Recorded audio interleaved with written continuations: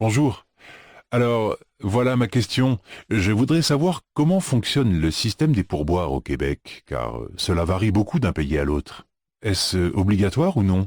Eh bien, c'est une chose courante chez nous de laisser une somme d'argent à quelqu'un pour le remercier de ses bons services, car le service n'est pas inclus dans le salaire du personnel. Et comment calcule-t-on la somme d'argent qu'on doit laisser? En général, on doit laisser entre 15 et 20 de la somme indiquée sur la facture. C'est une vraie gymnastique alors au moment de payer. Non, pas vraiment. Nous autres, Québécois, on est habitués à ce système. Ça se fait presque automatiquement. De quoi dépend le montant du pourboire au Québec?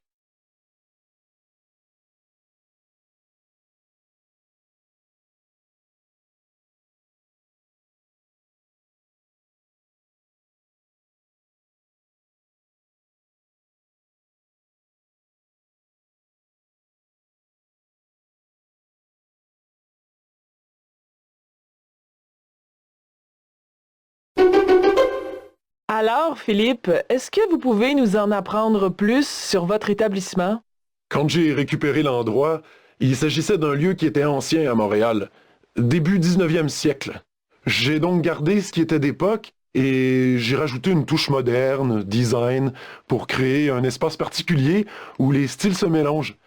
Comme je suis un passionné de meubles design, j'ai acheté des pièces qui me plaisent et en plus d'y manger, on peut assister à des soirées musicales.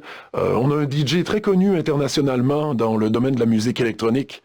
Enfin, étant donné qu'on est dans un lieu très haut de plafond, j'ai accroché des tableaux, des œuvres contemporaines, mais on organise aussi des expos temporaires. Toutes les formes d'expression nous intéressent. Quelle est la particularité de l'établissement de Philippe?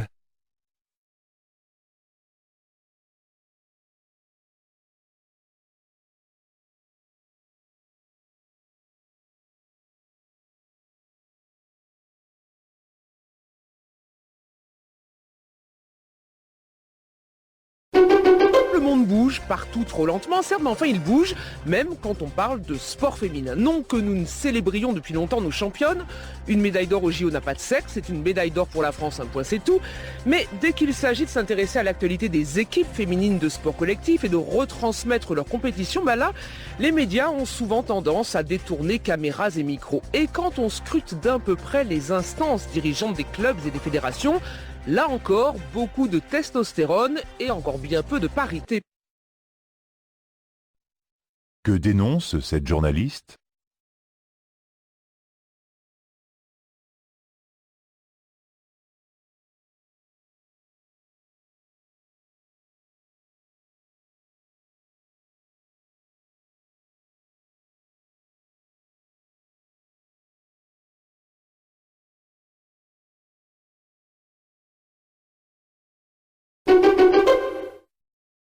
Les plus de 60 ans, ils sont près d'1 milliard sur la planète, 15 millions en France, et ce nombre a vocation à grossir. Aujourd'hui, les seniors, c'est 23% de la population française.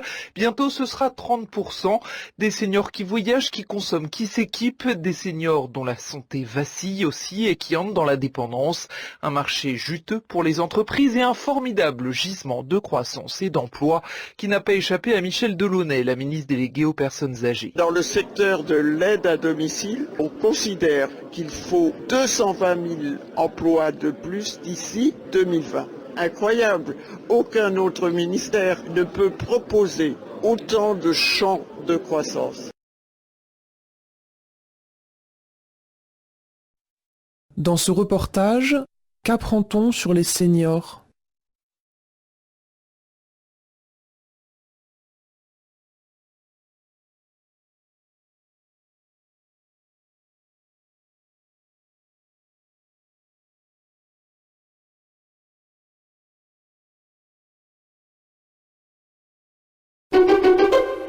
On l'a dit, la culture générale a toutes sortes de défauts, mais en plus, elle a le défaut d'ignorer les sciences. Ça, c'est assez facile à faire comme constat. Oui, assez facile à faire comme constat, mais ce qui est déplorable, c'est que c'est pas incorporé, cette idée-là, il me semble.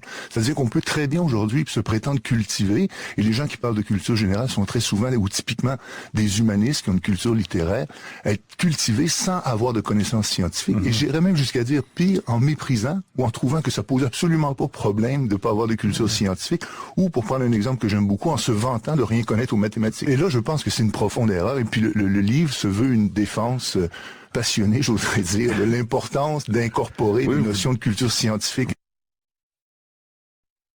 Pour l'auteur, de quoi les gens cultivés doivent-ils se rendre compte ?